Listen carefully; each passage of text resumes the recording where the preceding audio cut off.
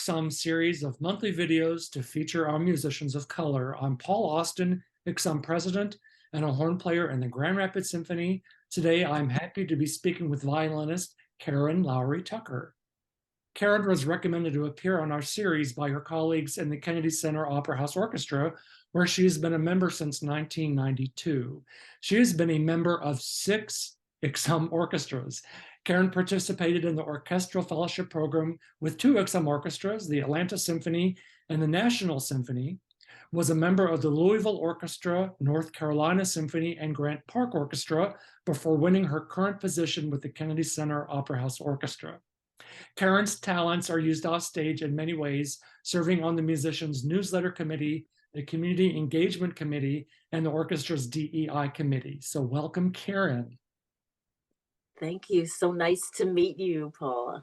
It's nice to meet you too. I've really enjoyed this series in many ways, and up to now, I've really been talking to people I had met before. This is our first time to meet. Likewise, this is so wonderful to see you. And I think you hold a record of being part of 6 ICSOM orchestras. That's great. I might call for a trophy or something. I'll take it. Okay, so are you ready for our 5 questions? I'm ready. Okay, great. Well, the first question is, do you recall the first time that you heard an orchestra? Tell us about it. I'm pretty sure it was in the womb. My father loved classical music and especially symphonic music. And he played his vinyl recordings and LPs all the time in the house. So when he was a child, he would go to the library to hear classical music. And he always wanted to play an instrument, but his family couldn't commit to that financially. And in his generation, not many opportunities were afforded to them, or they weren't sought after, or even necessarily welcomed in this industry. So that dream kind of fizzled, but he vowed that if he ever had children, they would all get a chance to play an instrument. So I'm firstborn, so I took to it. I loved music naturally, and I feel like he lived his life vicariously through me. So as far as seeing an orchestra live, though, I didn't see one until junior high school or middle school today. And that's when my class was taken to see the Louisville Orchestra. Wonderful. Great, great. And that's a nice memory to have, both of your father promoting that with you and also hearing the hometown orchestra. Absolutely. Right. So of all the instruments you in the orchestra and all the instruments you saw that day when you went to Louisville Orchestra, there must have been something that drew you to the violin. What was that? At age 5, my father made sure that I could take piano lessons, which I really, really loved. But when I was in my last year of elementary school, a woman from the Louisville Orchestra came to our school and she wanted to start a small string ensemble. So she demonstrated the violin. I had never seen a violin, but I knew that sound from those LPs, my dad all the time, all day, and knew that sound. And I had so many questions for her. One of the questions was, when would these lessons or this ensemble rehearsal be? Would it be before school or after school or during school? And my teacher was the one who answered that question. She said it would be during school, once a week during school. So Paul, I really did like school. I loved to read and I loved science, but I did not like math. So when my teacher said that once a week it would be during math class, I was like, I want to play the violin. But we all know that joke's on me, right? Because music is all math. That's right. And I have a feeling that if they told you it was going to be all 3 before, during, and after school, you still would have signed up. Possibly. So it was the sound of the violin. Yes. Good. But then was there an aha moment when you knew that you wanted to become a professional orchestral musician? Yes, I have to kind of lead into this answer, okay? So again, my dad thought for my music degree for undergraduate school that it should be a music education degree. His generation was very cautious and he thought that I should be able to fall back on teaching. So I had kept playing the piano as well as the violin. So at the end of every semester, I had to play a piano jury, a violin jury, and we also, as a part of the degree, had to know the basics, bare basics of all instruments. So at the end of my 4 years, in order to get my degree, I had to prove that I had a little bit of skill on an instrument that was not my major. And the one that I chose, I was a tiny little thing, Paul, but I chose the tuba. I loved the tuba, and people actually had to help me carry it sometimes. But at the end, when I had to play my excerpts on the tuba, I'm very proud to this day of my rendition on the tuba of Ode to Joy. And that's really insane, but I just have that wonderful memory and I just love it. However, I really felt like I didn't get a chance to concentrate on the violin the way others got a chance to. So when it came to getting a master's degree, for the first time, I stood up to my dad and I said, this time I will make the choice. I want to get a performance degree. I want it to be violin only. I felt like I really needed to catch up. So no piano and no tuba. I wanted to be able to get myself prepared to be able to compete and be in an orchestra. For a moment, I thought you were going to go with the aha moment being when you were playing the tuba.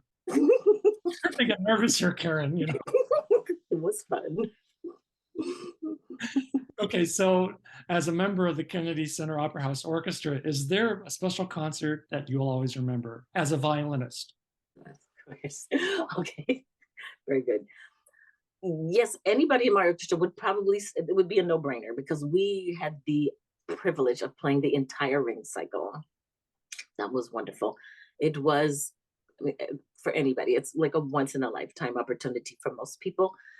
For me, it was as exhausting as it was exhilarating and extremely technically challenging, but it's a wonderful experience and I'm so glad I had it. However, there is a concert for me personally that rivals that. And that is when we were on stage, not in the pit, on stage. And we were playing a tribute to the wonderful Leontine Price.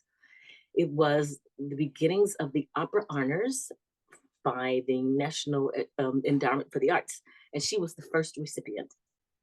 So she graced the stage with elegance and she accepted the award with eloquence. And she was feet from me. That was heaven for me. But she surprised us all by just breaking out a cappella in America the Beautiful. And for me, that was mesmerizing. For me, that on so many, many levels, that was very special to me. How memorable. Yes, absolutely. Never forget it. And so our fifth question, if today's Karen Lowry-Tucker could give a piece of advice to herself during her student days, what would that be? I thought about this one for you, and I think I would validate something that I actually did do. When I finished my master's in performance, I really wanted a gap year. I wanted a year before I went on the audition trail. And I had always wanted to go to Europe. So this time I had to stand up to my mother. She's very strong. And she was very right in that I didn't have enough money to go to Europe. She was very right in that I didn't know any language besides English, maybe just a little French. And she was very right that it was very far from home. But I needed to do it. And I did do it. I had an aunt on an army base in Germany. So her home was my base so that I could just roam around Europe and just kind of get that done before I came back to America. But I did find out that there was an opening in an orchestra in Munich. And for that audition, I don't know if they do it still, but you play for the entire orchestra. So all 15 of the members were there. And when I finished, the conductor, the concert mistress, and the principal second came to me and said they enjoyed my playing. But the conductor said to me, I mean, he actually said this to me, but I prefer a man. Well, I couldn't help him there. So I just went on my way. My whole point was just to go to Europe and enjoy myself. That was just a bonus, that audition.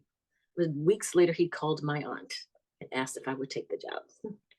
That was one of the best things to ever happen to me. And I love to travel. And I found out that this was a touring orchestra. And that was so wonderful for me. And they had just come back from Japan, which I was so disappointed. I always wanted to go to Japan. I'm a Suzuki student, so I'd always wanted to go. Subsequently, I've been, thank goodness. But they said to me, they assured me that I would be so happy for this next tour. It was their longest ever. It was going to be 5 weeks. And they were all excited. All 15 were excited about this tour. And that tour was to America. It's like, oh no, I just left there. But it ended up being the most wonderful tour for me. I tell people I had to go to Europe to get to Carnegie Hall.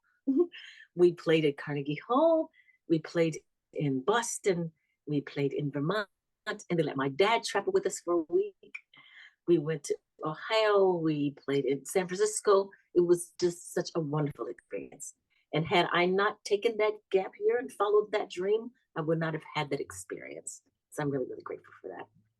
So that's your piece of advice. That's my advice. Follow your dream. Your dad must have been so proud to have seen you on that tour. It was unbelievable. He was my everything. And Karen, no language barrier on the tour. That's wonderful. No language barrier. In fact, I was helping so many people I bet you were. with a little bit of German that I did know. They latched onto you, I'm sure, for those weeks. Yeah. Yes. Good. Well, listen, not a question, but just any final thoughts that you would like to share that we haven't talked about yet on our chat. Actually, I would just like to thank you for this very respectful platform of exposure. And to us, the musicians of color, I just want to say, please reach back and give back to our own as well as to others. Because this is such a wonderful field and we have so much to contribute. So I just want to put that out there. And also I want to thank you personally, Paul. Thanks for all that you do for all of us through your ICSOM work. That's very kind of you, Karen. Thank you. Thank you so much. And as I said, I've never had a chance to meet you, and I feel like I know you, and I think I'm going to have a road trip to DC to come see the orchestra. I won't wait till the next ring cycle to do it either. Come on, you're more than welcomed. Okay. Well, with that, we wrap up our conversation with ICSOM musician Karen Lowry-Tucker. Karen, thanks so much for sitting down with me today so we can get to know you.